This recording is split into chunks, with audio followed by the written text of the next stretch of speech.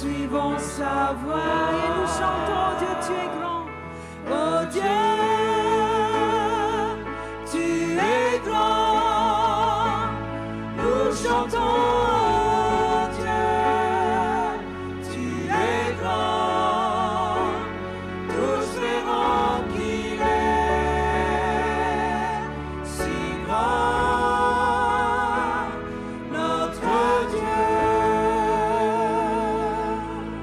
Il est restera. Il est restera. L'alpha et l'oméga. Le temps lui appartient. Le temps il lui appartient. Il est le Dieu d'amour. Il est le Dieu d'amour. L'esprit de vie en nous. L'esprit de vie en nous. Le lion de Judas. L'agneau mort sur la croix. Oh Dieu, tu es grand. Oh Dieu, tu es grand. Nous chantons, oh Dieu, tu es grand. Tous verront qu'il est si grand, notre Dieu. Au-dessus de tout nom, alléluia. Au-dessus de tout nom, digne de louange. Mon cœur te chante, tu es notre Dieu. Au-dessus de tout nom, alléluia. Au-dessus de tout nom, digne de louange. Mon cœur te chante, mon cœur te chante, tu es notre Dieu. Que tout le monde lève la main, chante. Que tout le monde balance s'élève un chant. Dieu tout-puissant, Dieu tout-puissant, que tu es grand, que tout mon être, que tout mon être, balance s'élève un chant. Dieu tout-puissant, que tu es grand. Dieu, tu es grand.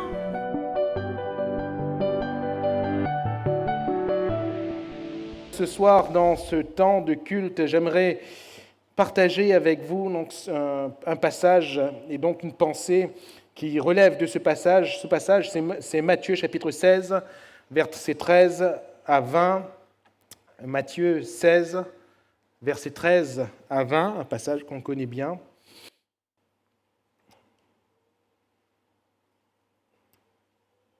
Il s'agit ici de la révélation de Jésus-Christ, la révélation du Fils de Dieu.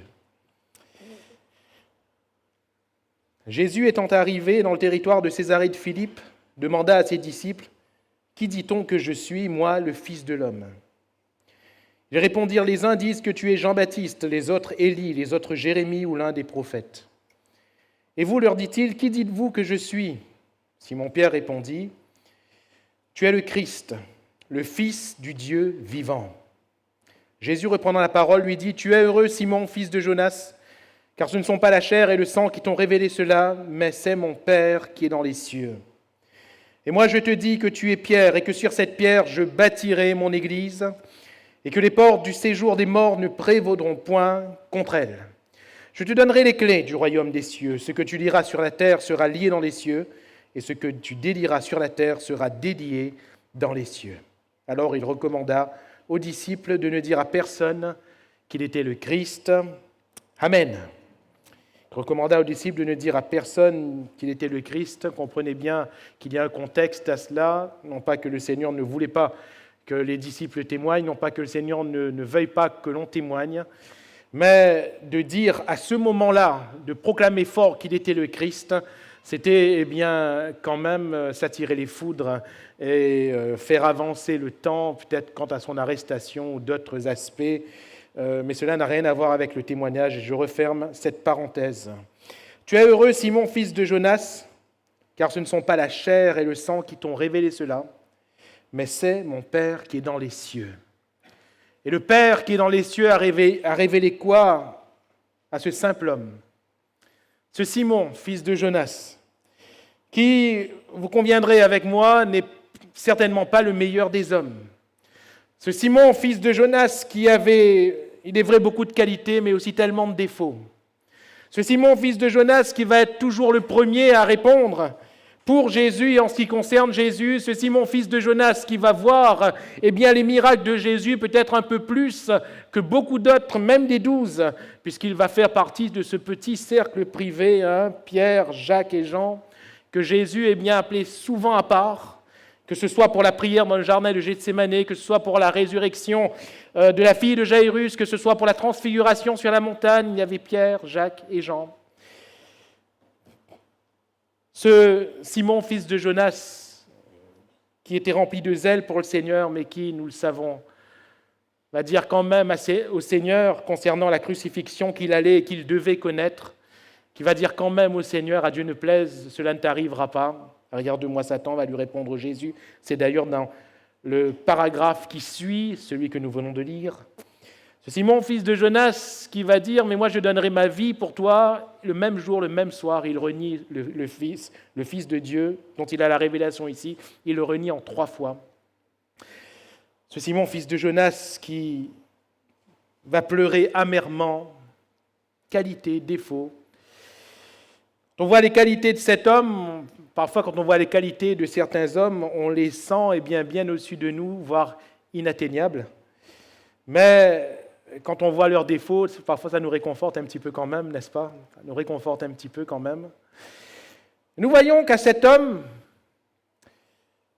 avec ses qualités, avec ses défauts, Dieu va révéler. « Tu es heureux, Simon, fils de Jonas, car c'est mon Père qui est dans les cieux, qui t'a révélé ces choses. » Alléluia. Et il y a une révélation que Dieu veut faire à chacun de nous, simple homme ou femme que nous sommes, avec nos qualités, avec nos défauts, avec nos réussites, avec nos échecs, avec tout ce que nous avons pu faire de bien ou même tout ce que nous avons pu faire de mal. Il y a une révélation que Dieu veut nous donner. Et ce, inconditionnellement, il y a une révélation que Dieu veut me donner ce soir, que Dieu veut te donner, c'est la révélation du Fils de Dieu. C'est la révélation de Jésus-Christ en tant que Fils de Dieu. Jésus va poser cette question premièrement. Qui dit-on que je suis? Et la deuxième question, et vous, qui dites-vous que je suis? Qui dit-on que je suis? Qu'est-ce que vous avez entendu? Et ensuite, le Seigneur va leur dire, mais vous, qui dites-vous que je suis, vous? Et là, toute est la question concernant la révélation du Fils de Dieu. Qui dis-tu que Jésus est? Qui disons-nous que Jésus est? Qui est Jésus pour toi? Qui est Jésus pour moi? Je crois que c'est une bonne question et j'aimerais vraiment que nous nous la posions ce soir. Qui est Jésus pour moi? Là, je réponds, j'allais dire, devant le Seigneur. Là, ce ne sont pas les autres qui vont entendre la réponse. Qui est Jésus pour moi? Qui est Jésus pour moi? C'est la question de Jésus à ses disciples.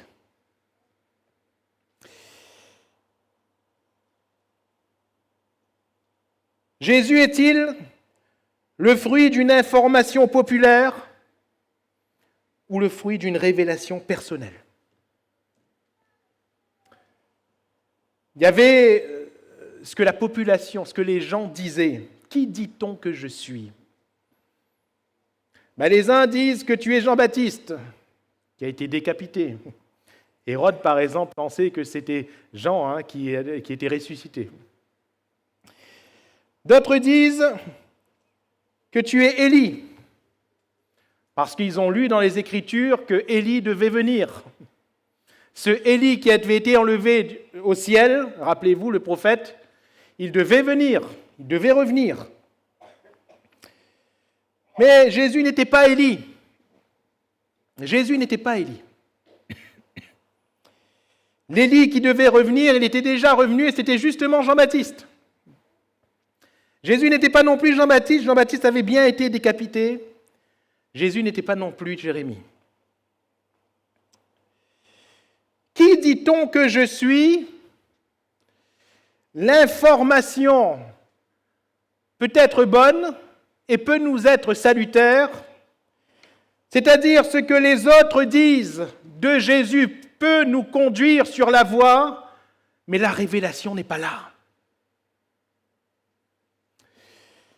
Quand on parle à quelqu'un de Jésus, quelque part nous sommes en train de l'informer, de le faire connaître, ce que nous-mêmes nous avons appris du Christ. Peut-être que nous sommes en train d'expliquer notre propre expérience. Nous avons l'exemple de cette femme samaritaine au puits nommé Sichar, au puits de Sichar, pardon. Rappelez-vous, cette femme, elle va avoir cette expérience personnelle, intime avec Jésus. Et une fois qu'elle va avoir cette expérience personnelle, elle va traverser le village en disant « Venez voir, voici quelqu'un qui m'a dit ce que j'ai fait, ne serait-ce point le Christ ?» Ne serait-ce point le Christ?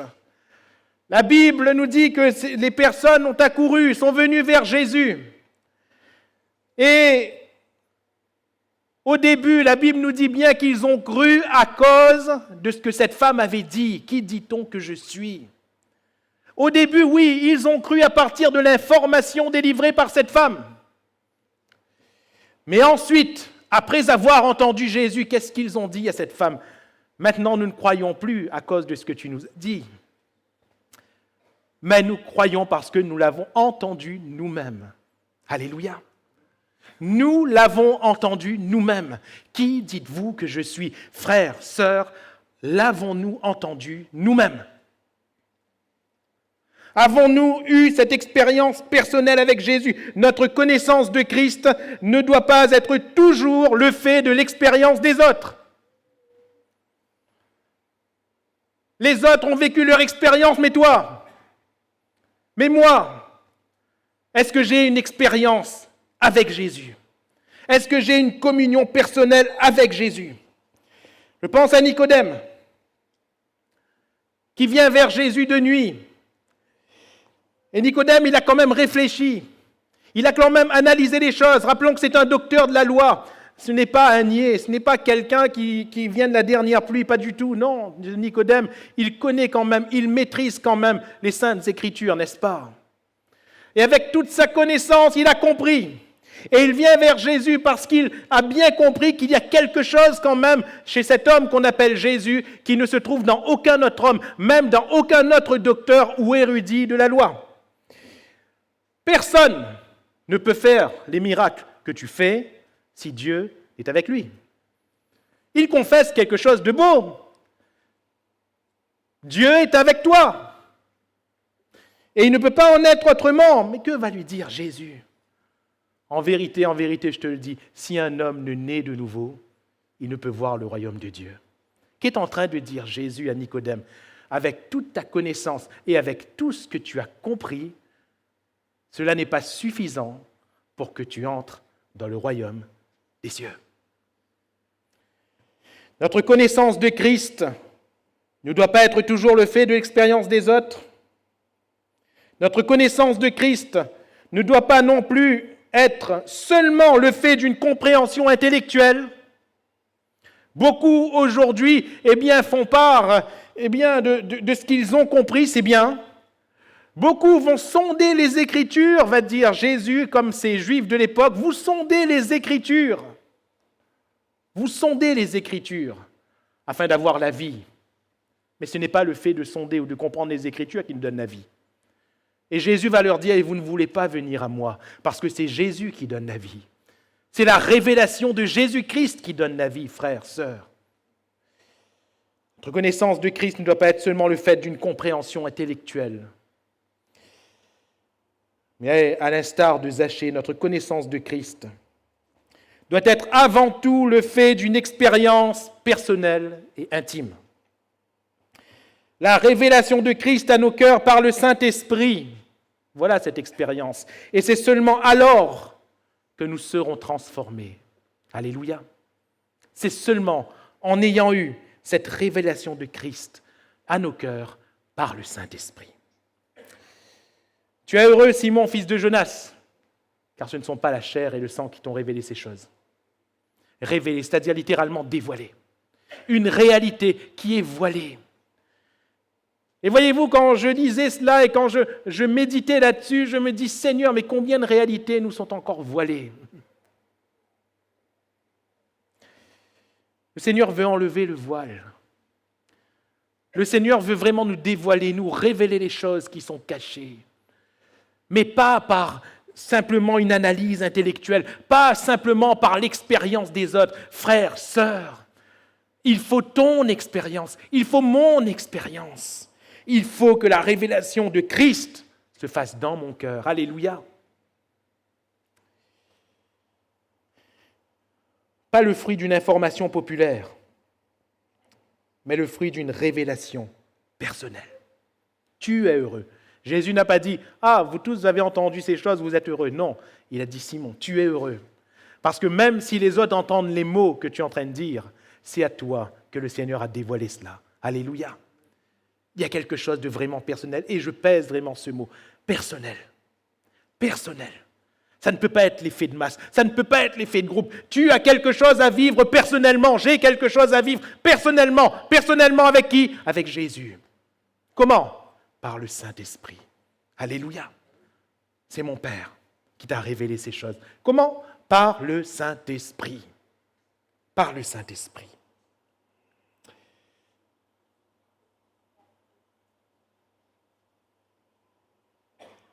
La révélation de Christ n'est pas la révélation d'un fils de l'homme quelconque, mais c'est la révélation du Fils de Dieu. Qui dis-tu que je suis?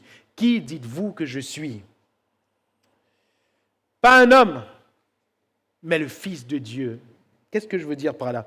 Réalisons-nous toujours que Jésus est le Fils de Dieu. Avec le temps et avec l'usure du temps, la routine qui s'installe,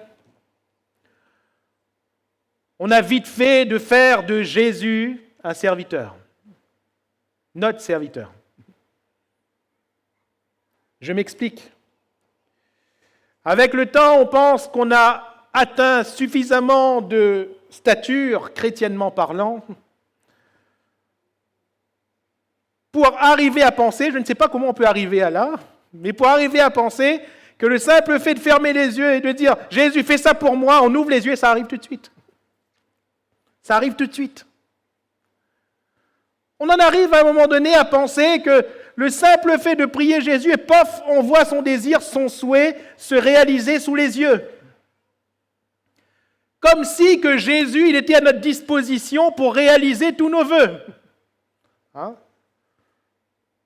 Je ne sais pas, tout d'un coup, on se prend pour Aladdin, on frotte la lampe, hein. Le bon génie apparaît, on demande.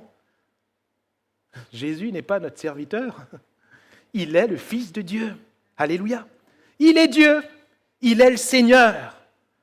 C'est avec beaucoup d'humilité que nous devons nous approcher de lui. Il est le Fils de Dieu. Parfois, on a pensé, je ne sais pas encore une fois comment nous en arrivons à là, Mais on a pensé que Jésus, eh bien, il est un homme, dans le sens où lui, il est limité. Il y a certaines choses qu'on peut demander à Jésus, mais attention, pas tout. Il y a certains domaines que nous pouvons confier à Jésus, mais pas tout. Pas tout.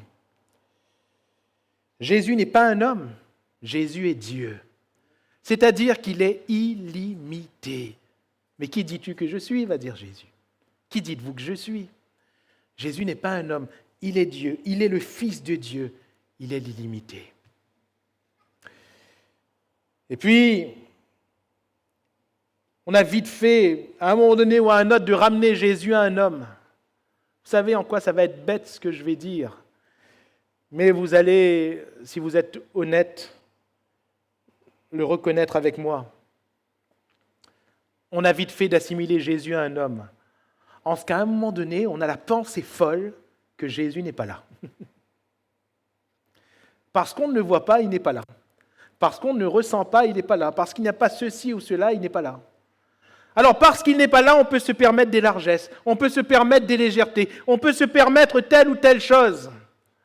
On pense que Jésus ne voit pas, que Jésus ne connaît pas. Jésus est Dieu. Jésus est le Fils de Dieu. Et il connaît toutes choses. Alléluia. Il nous voit. Mon frère, ma sœur, cher ami, il nous voit. Où que nous soyons, il nous voit. Quand nous sommes assis dans cette salle, cet après-midi, j'allais dire ce soir. Cet après-midi, quand nous sommes assis dans cette salle, Jésus nous voit. Il voit les pensées de nos cœurs. Il voit tout ce à quoi on est en train de réfléchir. Jésus nous voit. Quand nous sommes seuls chez nous, Jésus nous voit. Quand nous sommes sur notre lieu de travail, Jésus nous voit. En toutes choses, en tout temps, c'est une réalité. Jésus, le Fils de Dieu, nous voit. Nathanaël, il était encore loin, il était sous le figuier. Mais Jésus lui a dit, je t'ai vu. Je t'ai vu. Je t'ai vu. Qui dis-tu que je suis ?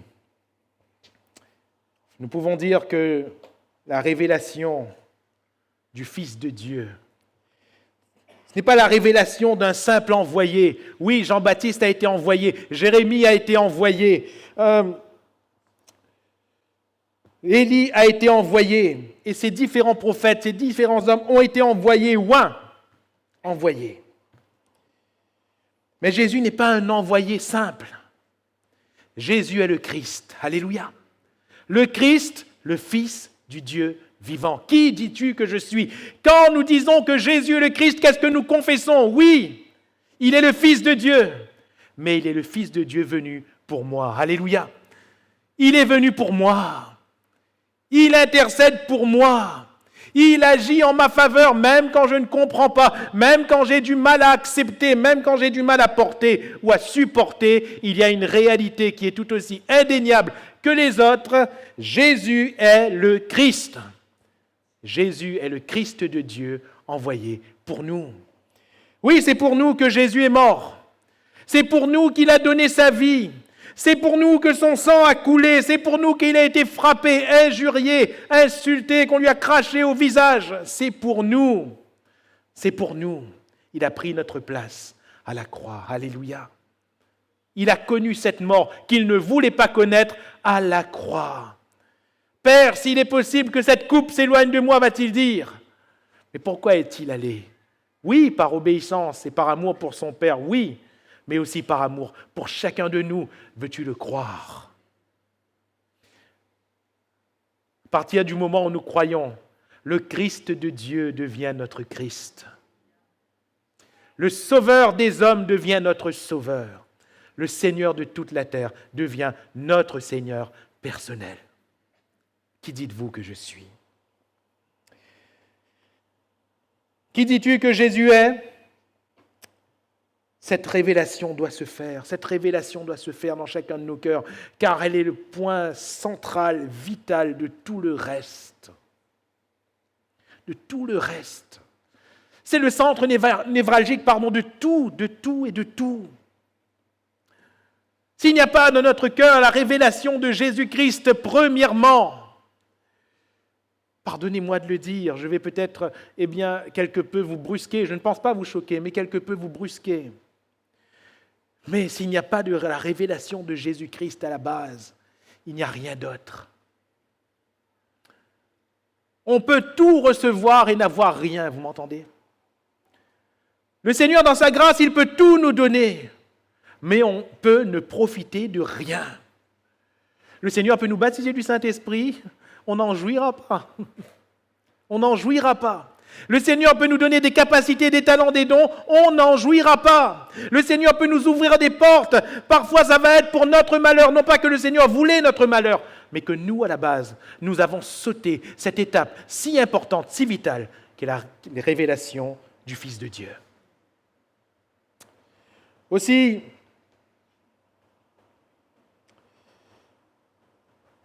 si par contre, nous recevons dans nos cœurs cette révélation, et nous le voyons dans ce passage, cette révélation a des fruits. Celui qui a la révélation du Fils de Dieu dans son cœur, Jésus va dire qu'il est heureux. Tu es heureux, Simon, fils de Jonas, tu es heureux. Ça implique quoi? Est-ce que ça implique un bonheur éphémère?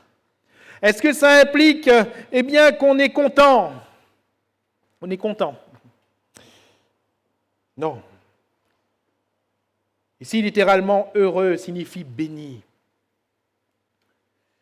Ou si vous préférez, comblé. Il s'agit d'une satisfaction du cœur. Quand quelqu'un a le Christ révélé en lui, son cœur est satisfait. Alléluia. Son cœur est satisfait. Et voilà la véritable définition du bonheur. Voyez-vous, les gens ne sont pas heureux, non pas parce qu'ils n'ont pas ce qu'ils veulent.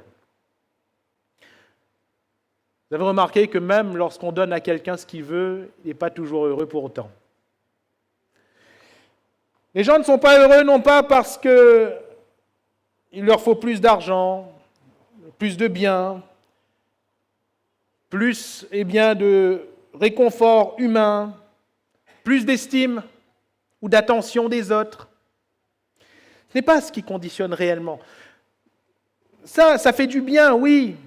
Ça fait du bien peut-être sur le moment. Ça fait du bien pour un court, voire un moyen terme. Mais le véritable bonheur, vous savez c'est quoi? La Bible nous dit que, le Seigneur, il a mis en nous quelque chose. La pensée de l'éternité. La pensée de l'éternité. Et je l'ai déjà souvent rappelé à ce micro, mais un chrétien qui n'était pas seulement chrétien, qui était aussi mathématicien, philosophe, qui s'appelait Blaise Pascal, il disait que, Dieu a fait l'homme avec dans son cœur une place qui a la forme de Dieu. Une place qui a la forme de Dieu. Et tant que cette place reste vide, notre cœur est insatisfait. Tant que Jésus, lui, et sa révélation ne se fait pas à notre cœur, nous ne pouvons pas être heureux. Tu es heureux, Simon, fils de Jonas, car c'est mon Père qui t'a révélé ces choses. Alléluia. Ainsi, ne cherche pas ta satisfaction dans les choses de la terre. Ne cherche pas ton bonheur dans un changement de situation, dans un changement d'endroit. Tu peux parcourir la terre et ne jamais le trouver, ce bonheur. Un changement de statut, tu peux avoir le meilleur poste du monde et ne jamais le trouver, ce bonheur.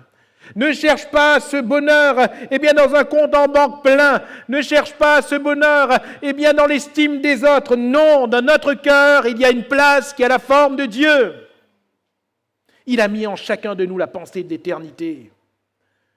Et il faut que Christ se révèle. Alléluia. Tu es heureux. J'ai constaté qu'il n'y a pas plus heureux que ceux qui ont Jésus dans leur cœur. Il n'y a pas plus heureux sur terre que ceux qui ont dans leur cœur, qui ont reçu dans leur cœur la révélation du Fils de Dieu. Deuxième fruit de cette révélation, tu es heureux, Simon, fils de Jonas. Ce ne sont pas la chair et le sang qui t'ont révélé cela, mais mon Père qui est dans les cieux. Et moi, je te dis que tu es Pierre, et sur cette pierre, je bâtirai mon église. Et les portes du séjour des morts n'y prévaudront point contre elle. C'est à partir de cette révélation que le Seigneur fait son œuvre. Alléluia. C'est à partir de cette révélation. Tu es Pierre, et sur cette pierre, non pas sur la personne de Pierre, mais sur sa révélation, sur sa confession, sur cette révélation de Jésus-Christ, je bâtirai mon Église. Car l'Église, frères, sœurs, et j'aimerais l'établir ce soir avec vous, l'Église sont ceux qui ont reçu dans leur cœur la révélation du Fils de Dieu et qui marchent en fonction de cette révélation. Alléluia. Voilà l'Église qui sera prise à la fin de toute chose, lors de son avènement. Voilà l'Église qui sera prise. Nous voyons ici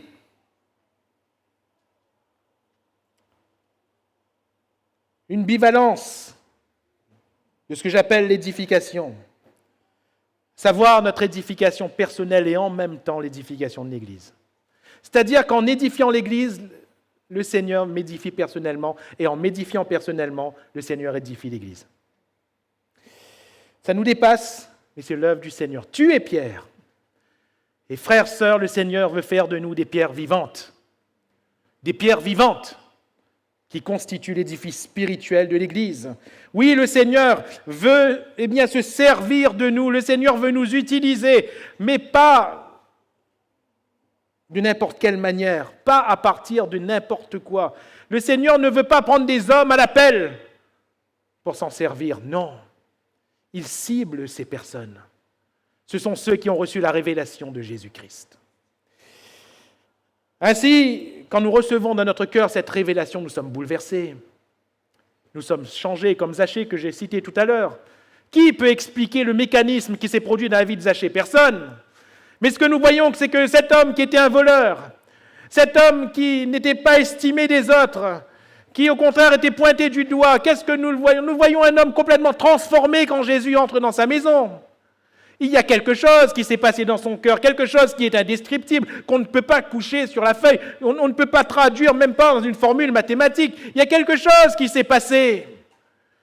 Et Jésus qui va dire que cet homme que tout le monde voit comme un voleur, c'est un fils d'Abraham. Alléluia. Il y a quelque chose qui s'est passé. Parce qu'il confesse lui-même, si j'ai fait du tort à quelqu'un, je lui rends le quadruple et je donne la moitié de mes biens aux pauvres. Ça, il ne le faisait pas avant. Frères, sœurs, quand Jésus se révèle à nos cœurs, nous sommes transformés, alléluia. Nous sommes changés. Et plaise à Dieu que ce soir encore beaucoup changent. Plaise à Dieu que par cette même révélation, nous soyons changés, nous soyons transformés. L'Église sera l'Église de Dieu et le Seigneur sera glorifié. Alléluia. L'édification personnelle, afin d'édifier l'Église. Nous partagions cette pensée ce jeudi aux jeunes et prières. Ce passage où Jésus va dire, et c'est étonnant de le lire, Jésus va dire, Pierre, Satan vous a réclamé, afin de vous cribler comme le froment. Mais j'ai prié pour toi, afin que ta foi ne défaille point. Et ensuite, il va dire, lorsque tu seras converti, affermis tes frères. Affermis tes frères. Si nous ne sommes pas convertis, comment pouvons-nous affermir nos frères? Ce n'est pas possible. Si nous ne sommes pas changés, nous-mêmes transformés, comment pouvons-nous être utilisés par le Seigneur pour le bien de l'Église? Ce n'est pas possible. Comment pouvons-nous servir le Seigneur? Et le Seigneur nous apprend, frères, sœurs, à avoir de la crainte vis-à-vis de son Église. C'est son œuvre, alléluia. Je bâtirai mon Église. C'est son œuvre. Et il dit que les portes du séjour des morts n'y prévaudront point contre elle. Le Seigneur veille à ce que les portes du royaume des ténèbres, littéralement, les portes du royaume des ténèbres ne dominent jamais l'Église. Alléluia. Autrement dit, Satan pourra attaquer, encore attaquer, encore attaquer. Il ne gagnera jamais contre l'Église. L'Église ne deviendra jamais l'Église du diable. C'est l'Église du Seigneur. Alléluia. Comment voyons-nous l'Église? Qui dites-vous que je suis? Comment voyons-nous l'Église? Sommes-nous prêts à bénir l'Église? Sommes-nous prêts, à toujours bénir l'Église, à toujours faire que le nom du Seigneur soit glorifié au sein de l'Église? Il faut regarder à l'Église avec crainte et tremblement. Il faut servir le Seigneur dans l'Église avec joie, mais aussi avec crainte et tremblement. Alléluia! Ne servons pas le Seigneur n'importe comment. Nous ne faisons pas l'œuvre de Dieu légèrement. Et enfin, le fruit de cette révélation, c'est l'autorité. Je te donnerai les clés du royaume des cieux. Ce que tu liras sur la terre sera lié dans les cieux. Ce que tu délieras sur la terre sera délié dans les cieux. Comment voulons-nous avoir une autorité sans révélation? Ce n'est pas possible. Ce n'est pas possible. Les démons vont dire quoi au fils de Séva, qui essayait d'exercer une autorité qu'il n'avait pas? Jésus, on connaît. Paul aussi, on connaît. Mais vous, qui êtes-vous? Pourquoi n'avait-il aucune autorité? Parce qu'il n'avait aucun lien avec Jésus. Aucun lien. Pas de révélation de Christ. Aucun lien. Pourquoi Paul, lui, avait-il l'autorité? Parce qu'il y a eu une expérience. La révélation de Jésus-Christ dans son cœur. Et Paul marchait selon cette révélation. Alléluia. Et vous remarquerez comme moi que Paul, il n'a pas fait comme les fils de Séva. Il n'est pas allé chercher les démons où ils étaient pour les chasser. C'est les possédés qui venaient à lui et il chassait les démons. Alléluia. Jésus de même n'est pas allé chercher les démons. Les possédés venaient à lui et Jésus chassait les démons. Tout change quand nous recevons la révélation de Jésus dans notre cœur, parce que nous recevons le véritable bonheur, nous recevons la véritable édification et nous recevons la véritable autorité, celle qui vient de Jésus-Christ lui-même. Alléluia! Ce que tu délieras aura été délié, ce que tu liras aura été lié. Alors, en conclusion de toutes ces choses, frères et sœurs, la révélation du Fils de Dieu, tu es le Christ, le Fils du Dieu vivant. Pierre n'a pas sorti ça de son intelligence. Pierre n'a pas sorti ça de la bouche des autres, mais il a sorti ça de son cœur, qui a été visité par le Saint-Esprit. Tu es heureux, Simon, fils de Jonas, car ce ne sont pas la chair et le sang qui t'ont révélé ces choses, mais c'est mon Père qui est dans les cieux. Alléluia. Oui, Simon a connu des déboires, il a connu des moments bas, il a connu des souffrances, il a connu des manquements. Vous vous rappelez, Paul va le souligner, même après. Paul va dire qu'à un moment donné, Céphas, c'est lui, c'est Pierre. Il était hypocrite, il s'esquivait. Quand les Juifs arrivaient, il ignorait les païens. Paul a dû le reprendre en face. Lui, Pierre, le grand apôtre Pierre, Paul a dû le reprendre en face. Oui, il y a eu des manquements. Quand on a la révélation de Jésus-Christ, le Fils de Dieu, ça ne veut pas dire que nous allons devenir parfaits du jour au lendemain. Ça ne veut pas dire qu'on sera à toute épreuve, que tout nous réussira et qu'on ne manquera plus rien. Ça ne veut pas dire cela. Mais quand on reçoit la révélation du Fils de Dieu dans notre cœur sera comblé, on sera heureux. Alléluia. Quand nous avons comme quand nous n'avons pas. Quand on nous estimera, comme quand on nous rejettera, quand on nous fera du bien, comme quand on nous fera du mal. On sera heureux et on sera béni. Alléluia. Nous nous édifierons nous-mêmes, nous nous construirons nous-mêmes par la grâce de Dieu à partir de cette révélation, car Jésus est la pierre angulaire. C'est lui qui détermine toute la bâtisse. Alléluia. Et bien sûr, en recevant cette révélation, par l'autorité de Christ, nous dirons à cette montagne, ôte-toi de là, jette-toi dans la mer, cela se ferait. Au nom de Jésus, les démons nous seront soumis, les démons même nous seront soumis. Alors, frères et sœurs, recevons cette révélation. Marchons dans cette révélation et grandissons toujours dans la révélation du Fils de Dieu. C'est alors que le nom du Seigneur sera glorifié dans notre vie et que l'Église de Dieu sera bénie par nous. Alléluia.